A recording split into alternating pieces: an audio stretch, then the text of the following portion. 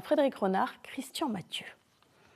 Arles est la capitale de la lutte et du mouvement social. Sophie Binet est venue soutenir deux causes, la réforme des retraites et l'expulsion de l'Union locale CGT de la Bourse du Travail, un lieu occupé par la Confédération depuis 125 ans. La mairie veut récupérer ses locaux municipaux pour y installer l'Office du tourisme. L'Office du tourisme n'est qu'un prétexte, un mauvais prétexte. Le sigle qu'il y a sur la façade horripile tous les réactionnaires de la ville d'Arles et donc ce maire veut l'effacer en fait. Le maire cherche à nous invisibiliser et à nous affaiblir, à nous reléguer dans d'autres locaux bien plus petits. Le projet du maire est de réhabiliter l'arrière du bâtiment et d'y installer les différentes unions locales du pays d'Arles, 160 mètres carrés de locaux en échange des 400 mètres carrés occupés actuellement.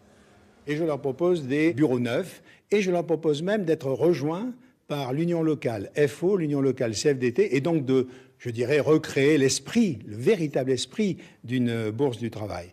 À cela, ils ne veulent rien entendre. À cela, ils disent qu'ils sont chez eux. Or, chez eux, c'est pas vrai. Ils sont chez les Arlésiens.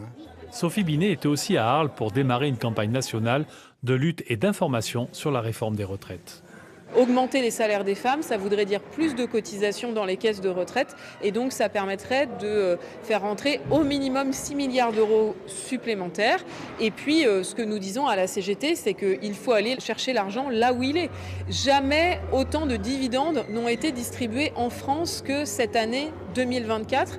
Jamais les entreprises du CAC 40 n'ont dégagé autant de profits qu'en 2024. En rappel, la CGT milite pour une retraite à 60 ans.